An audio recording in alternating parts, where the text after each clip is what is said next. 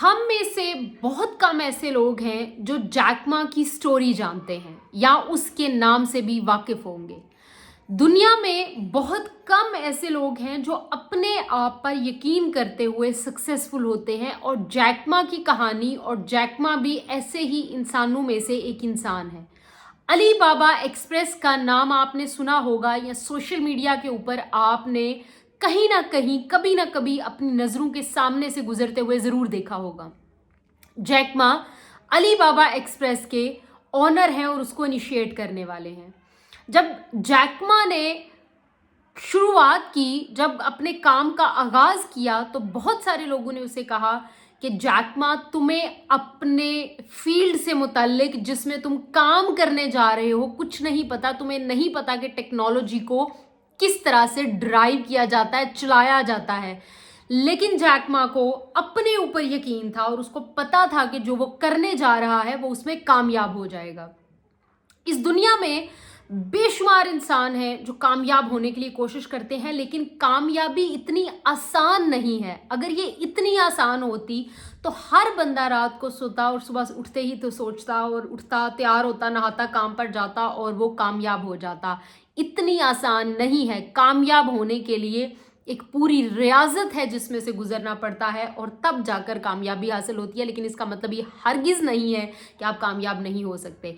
अगर आपके अंदर गट्स हैं, अगर आप अपने आप को कंफर्ट जोन से बाहर ला सकते हैं और अगर आप अपने आप को मैनेज कर सकते हैं, अपनी आसाइशें, सहूलतें, आसानियां उनको पसे पुश्त डालकर आप अपने लिए मुश्किलात और कठिन रास्ते जो हैं उनका इंतखाब कर सकते हैं, तो कामयाबी आपके लिए ही है।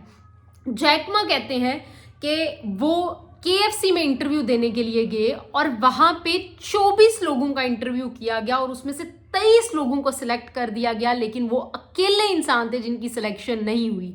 अब हम में से एक आम कॉमन IQ का बंदा हो तो वो ये सोचे कि जब 24 में से 23 लोग सेलेक्ट हो गए और एक ही बंदा नहीं हुआ और वो मैं हूं, तो उसके अंदर, हमारे अंदर कई किस्म की कॉम्प्लेक्सिटीज पैदा होना शुरू हो जाती हैं और यही कॉम्प्लेक्सिटीज हमें अल्टीमेटली इवेंचुअली कामयाब होने के रास्ते में बहुत बड़ी रुकावट, हर्डल बनती हैं। हमें हमारा अपने ऊपर से एतमाद ही उठ जाता है इन ट्रू सेंस।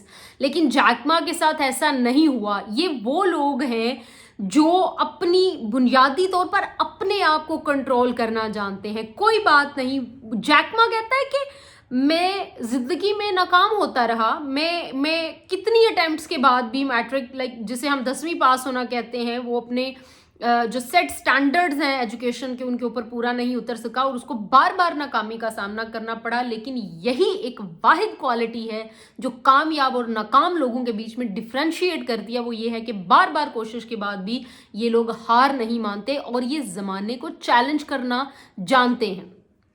हम में से कामयाब होने की ख्वाहिश तो हर बंदा करता है, लेकिन कामयाबी के रास्ते में आने वाले स्टेयर्स को और कामयाबी के रास्ते में आने वाली जो अनकंफर्टेबल चीज़ें हैं उनको रिमूव करने में कितने लोग इंटरेस्टेड होते हैं, यही डिटर्मिन करता है कि हम कैसे कामयाब होंगे। जैसे अगर आप, बहुत सारी फील्ड्स हैं जिनके अंदर बहुत सारे स्टार्टअप्स हैं जिनका डाटा अगर आप उठाकर देखें तो शुरू करने वालों में से 99% ऐसे स्टार्टअप्स हैं, ऐसे कारोबार, ऐसी चीज़ें हैं जो रास्ते में धड़म से गिर जाती हैं और वो अपनी मंजिल तक नहीं पहुंच पाती। और उसकी सबसे बड़ी वजह यही है कि हम रास्ते में छोड़ देते हैं, हम हिम्मत हार देते हैं, हम